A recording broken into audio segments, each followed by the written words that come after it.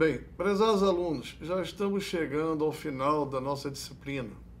Então vamos iniciar agora as duas últimas aulas, a 5 e a 6. Essas aulas são de pequeno conteúdo, até porque cada ferramenta manual, cada ferramenta elétrica portátil, ela tem as suas características. Algumas com poucas características, outras com várias características. Então não existe uma regra geral, aliás, desculpe, não existe uma regra assim específica, particular, para cada tipo de ferramenta. Existe uma abrangência de regras que servem a todas. O mais importante é estar sempre focado, prestando atenção no que está fazendo, as suas mãos sempre livres e voltando a lembrar, ambas as ferramentas escolhem um lugar predileto para as lesões, que são sempre os braços e as mãos, na maioria das vezes. E dependendo do tipo de movimento da máquina, do equipamento, a lesão ela pode se tornar vital. Então vamos começar com a nossa quinta aula, que vai falar de ferramentas manuais portáteis. O leigo olha para uma faca, para uma chave de fenda e acha um objeto inofensivo. Porém, tem muito risco por trás dessas ferramentas. O que é uma ferramenta manual? É uma denominação ampla, quer dizer, genérica, para instrumentos ou utensílios utilizados em trabalhos que vão ampliar, quer dizer, vão ampliar o raio de ação das nossas mãos. Então, essas ferramentas, elas, além de ter a minha eficácia diversificada, as ferramentas também produzem maior força e, logicamente, a precisão na atividade que eu estou realizando. Vamos voltar na indústria naval. Eu estou com a rede de duto flangeada, parafusos de meia polegada de diâmetro de rosca. Como é que eu posso pegar uma grifo, uma chave inglesa e conseguir produzir um aperto? Esse aperto ele tem que ser com aquele valor de carga correto, porque se ele for menor, a junta vai ficar sem aperto e vai haver vazamento, não vai ter vedação. E ao mesmo tempo, tem no manual que o aperto tem que ser X Newton, X kgf. Como é que eu faço isso? Então eu tenho uma ferramenta chamada torquímetro. Então, com o auxílio de uma das minhas mãos, eu vou manuseando o torquímetro, ele consegue dar o aperto aonde não vai haver a falta de vedação e o valor da força é compensado facilmente. Então, a ferramenta, ela é de altíssima importância nesse tipo de trabalho.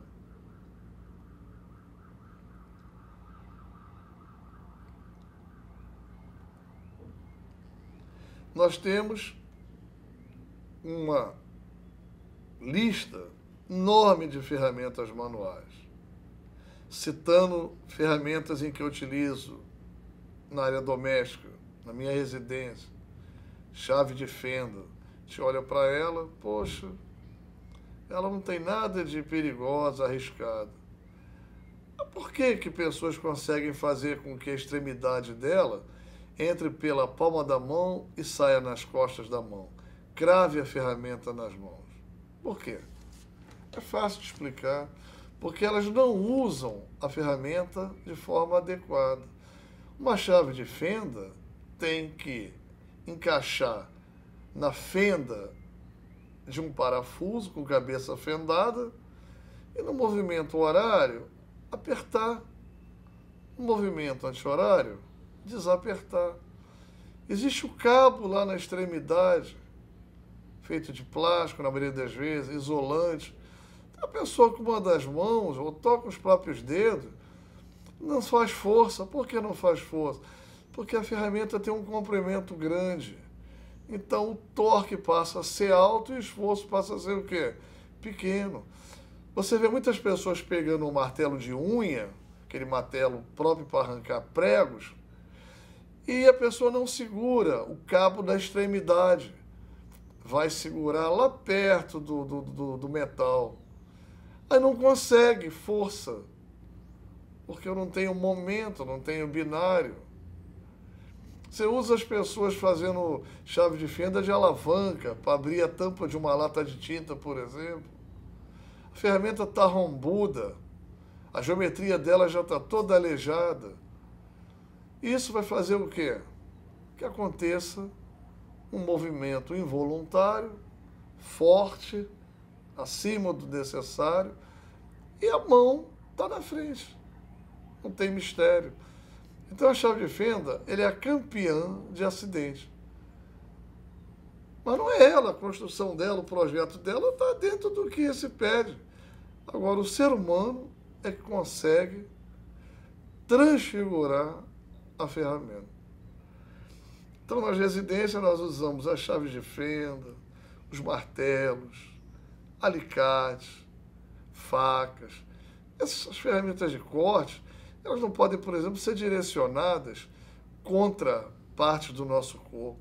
A ferramenta sai do corpo, não pode vir em direção ao corpo. Ferramentas como faca, alicate, tem também que ter seu fio de corte sempre restaurado. A preguiça faz com que as pessoas não afiem as ferramentas.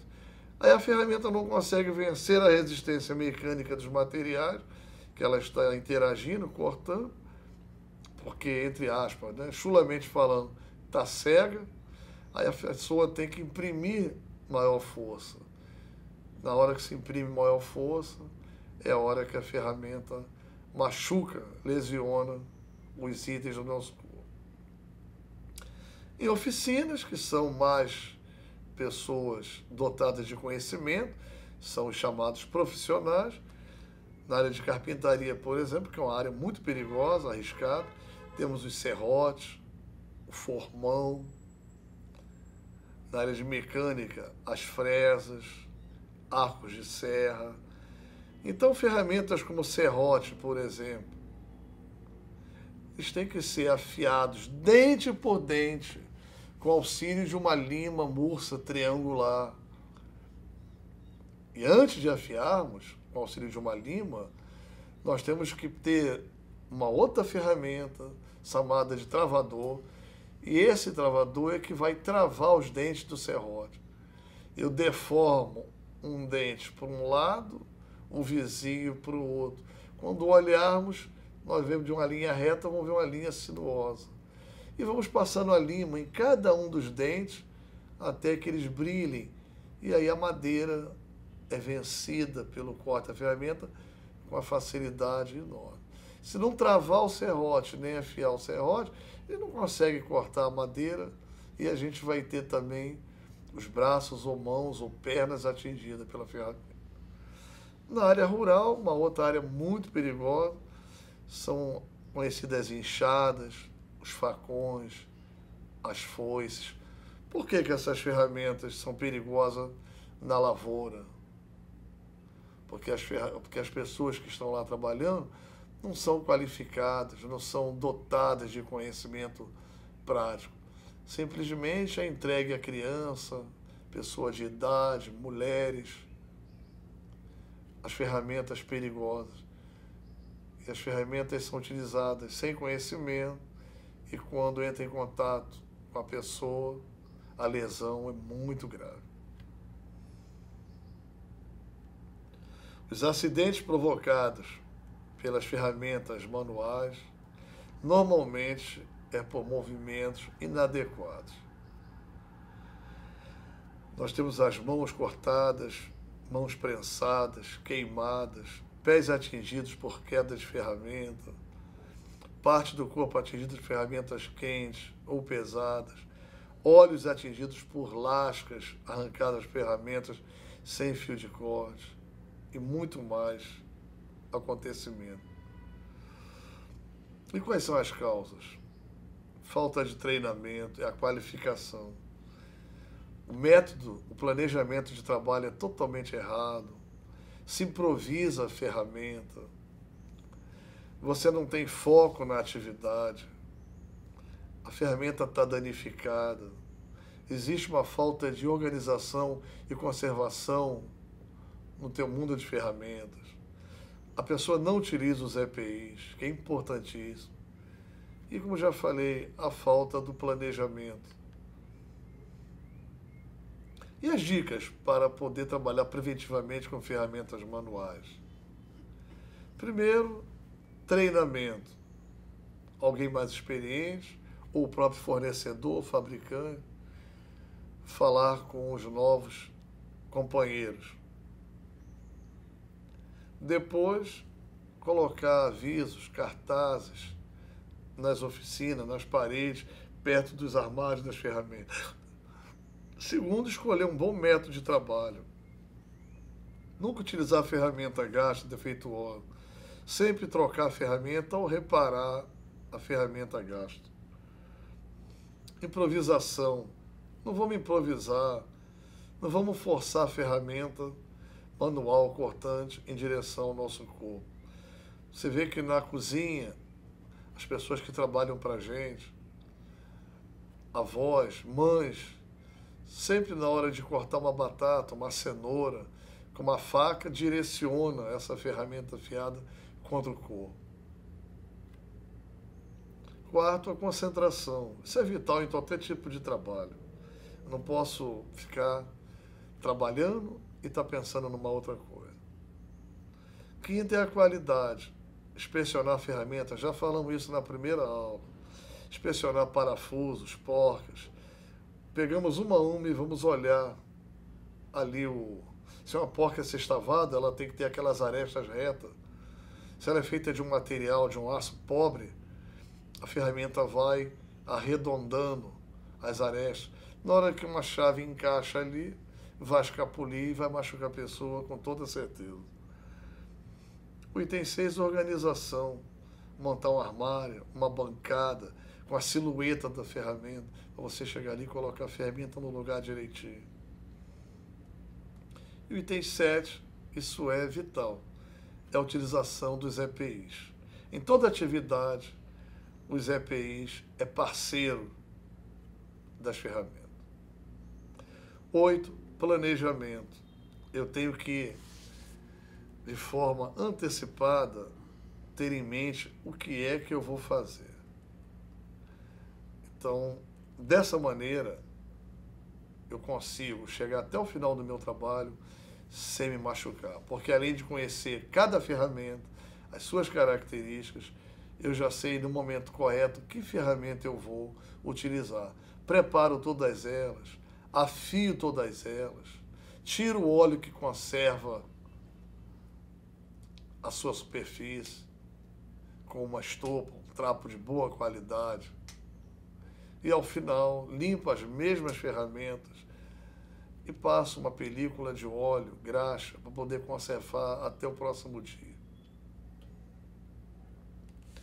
A lei determina, as ferramentas manuais devem ser apropriadas, seja adequadas ao uso a que se destinam e devem ser mantidas em perfeito estado de conservação, sendo proibida a utilização das que não atendam a essas exigências.